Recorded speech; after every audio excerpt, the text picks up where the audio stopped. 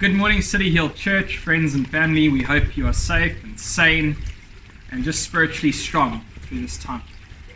So, if anyone knows me, they know that I love koi, and a couple of years ago I started my little koi pond experiment here.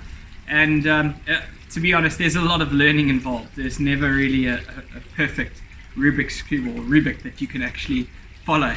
And over the months, over the last year, I've noticed that I'll wake up one morning and find a fish lying outside the pond, and unfortunately it's too late.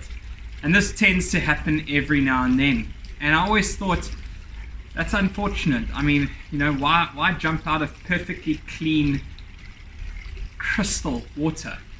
And but you just think it's bad luck of the draw. Maybe you got so excited, it's perfect conditions, that he jumps for joy and just doesn't land back in the water. And unfortunately, through this lockdown, we've had 3 koi that's jumped out. And over the time, even before lockdown, naturally, when you're doing something like this and you notice a fish jumps out, you immediately freak out and you want to go and buy the nearest thing that's some sort of pond treatment. So naturally, we go and we buy a pond treatment. One bottle will treat 250,000 liters. And that's about 50 of my ponds, and that finished. So what do we do? The problem isn't solved, so we buy another one.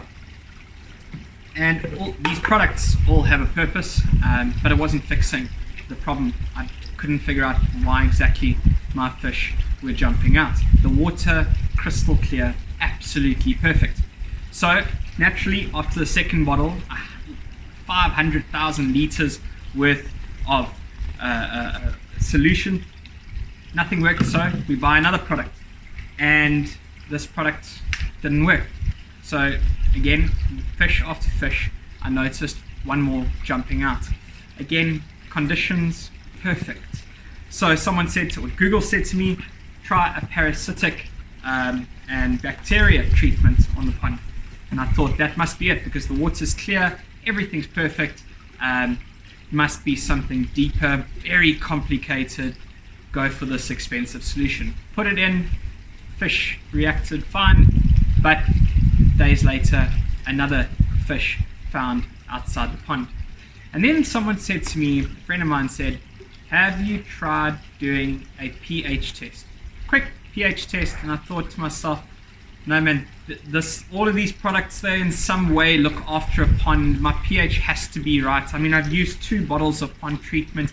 By now my water is perfect, it's crystal clear, but I'll humor you, I'll do a pH test. Turns out my water was too acidic, and the fish were stressed, they were uncomfortable. So again, water crystal clean, no signs of anything wrong, and yet too acidic, causing stress in the fish, which makes them sporadically jump out.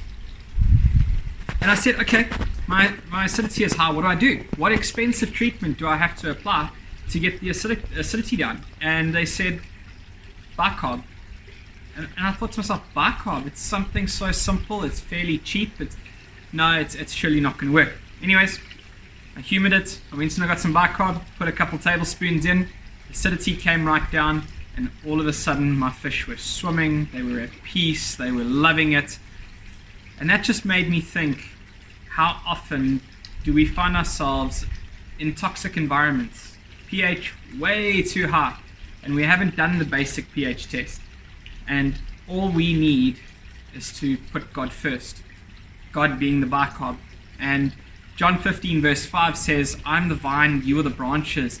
If you remain in me and I in you, you will bear fruit. Apart from me, you can do nothing. So there's me spending who knows what on all these treatments and never coming up with the solution, and yet the solution was so simple. So after treating the pond, fish are happy, and then all of a sudden I noticed, sure, my water's turning a tea color. So it's fairly clear, but it's slightly tea colored. And that just made me think, sometimes it's not always crystal clear. Turning to God brings peace, and yet it can be in murky water. Fish are happy, fish are healthy, no one's jumping out. I just have to go and do some basic extra filtration, put a bit of sponge in and that sort of thing, and that'll clear the water right out. But the fish are not going to jump out. They're not in a toxic environment, and they are happy. So again, put God first. Let him be the vine. For a branch without a vine just will wither, will die. So we hope this encourages you. We love you. See you soon.